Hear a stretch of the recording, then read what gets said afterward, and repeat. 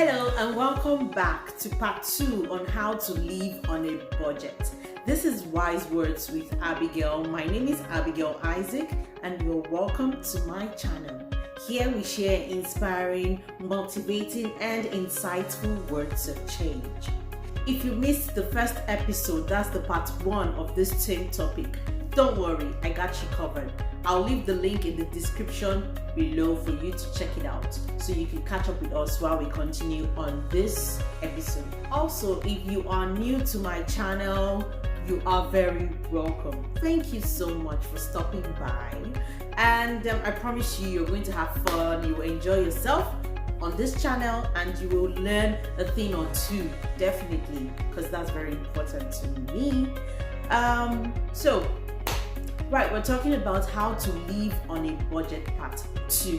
In part 1, I shared with you 2 thinking points that would help you manage your funds and your finances much better. Number 1 I said was, if you have it, you must save it. And number 2 was, if you spend it, it must be worth it. So we'll continue to number 3 and 4 today. But before I continue, I have a special question to ask on the matter of living on a budget. So why exactly do you want to live on a budget? What's your reason? If you have the right answer to this question, then your journey to achieving it will be much easier. So what's your goal? What do you want to accomplish by living on a budget?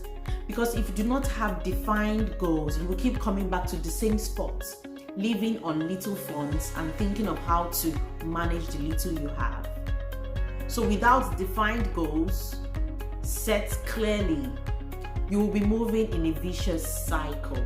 Let your goals inspire you, else it will be difficult for you to achieve it with the right mindset. You have to think about greatness when you're setting your goals. Don't limit your thoughts. Do not limit your imagination, because your imagination will ignite your passion.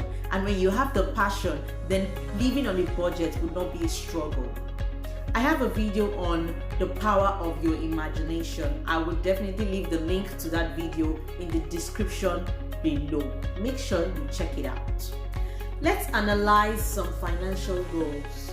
You might say you want to pay off your debts, or you want to buy a new house, your own house. That's a good start.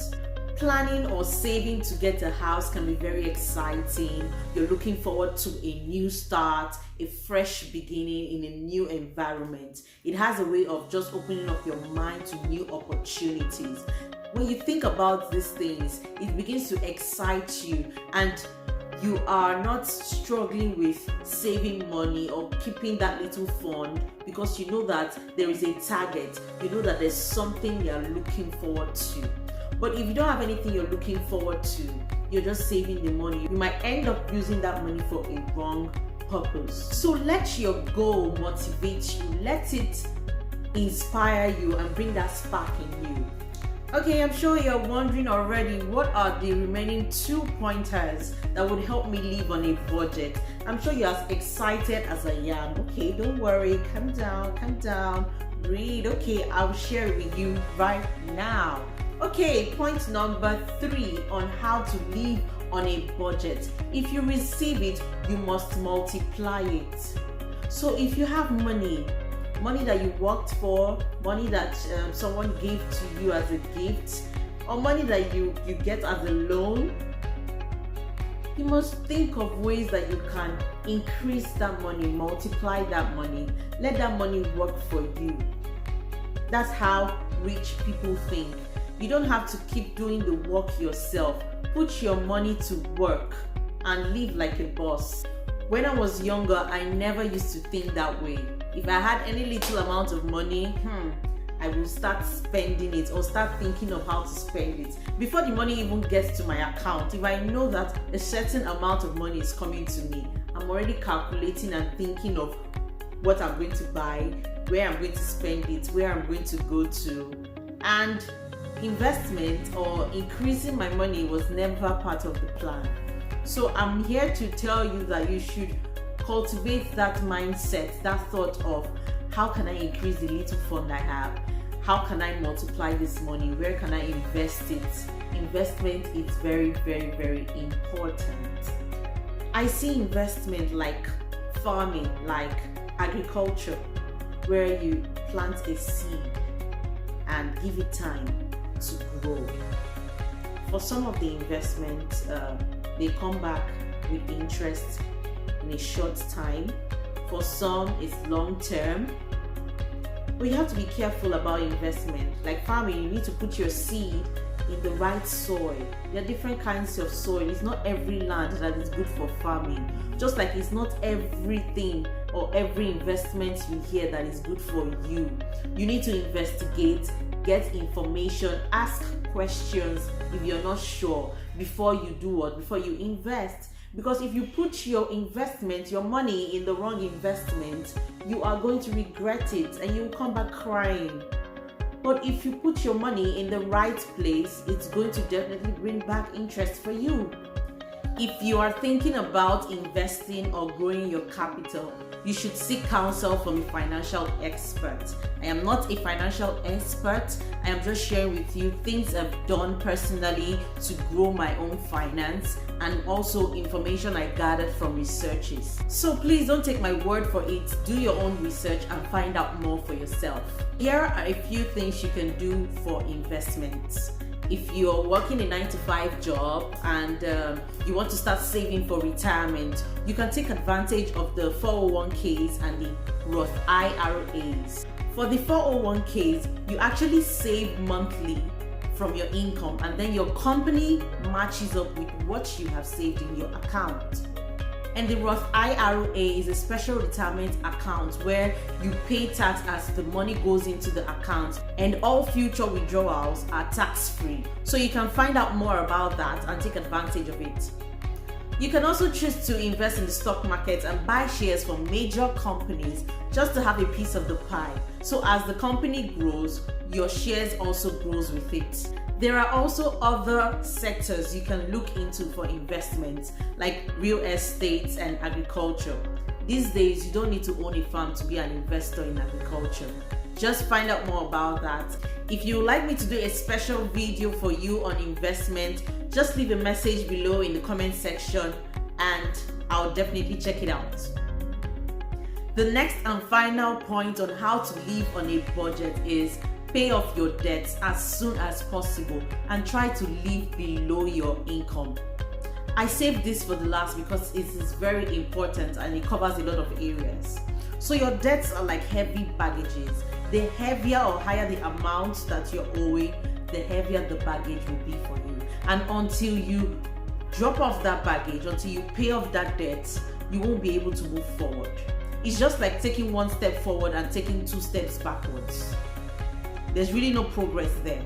Even when you make so much investment or savings, being in debt just has a way of pulling you back. So it's good for you to clear out your debts as soon as possible so you can progress and move forward in your journey to financial freedom. I understand that being a debtor can be embarrassing sometimes, but it will be good for you to come up with a plan on how you intend to pay off your debts. Have a conversation with the creditor and come up with a plan on how you intend to pay off the debt, and make sure you stick to that plan. A monthly, weekly plan, however you want it, but make sure you do something that you're comfortable with. Once your debts are cleared, you can move forward on a fresh start. Please, you must also discipline yourself to live below your income, below what you earn. You should learn to cut your coat according to your cloth. Plan your expenses monthly or weekly if possible. Look for areas that you can cut off and some other areas you can manage. You can cut off on unnecessary subscriptions. If you are married or you have a partner, you can plan with your partner on how you can cut down on your expenses because you may not be able to do it alone.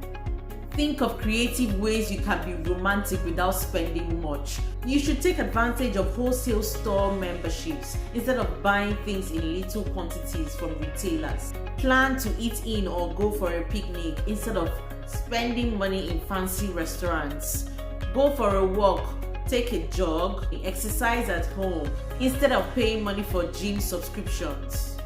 Plan your spending, even if it's for fun or relaxation. It's very, very important to plan to have fun, to relax, because life can be difficult sometimes. Set money aside for that so you don't overspend.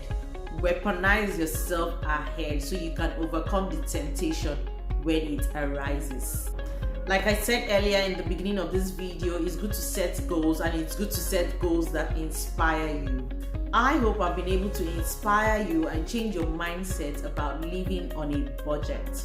I hope you're going to apply this and share your results with me. I will definitely be your #1 cheerleader. We have come to the end of this video. It's been very exciting and very informative.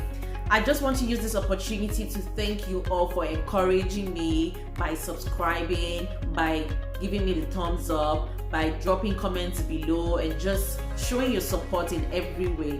I am really grateful. I feel very loved and appreciated, and it is very encouraging for me to do more and give you more content out there. If you are new to my channel, please hit the subscribe button right now. I'll see you next week. Take care.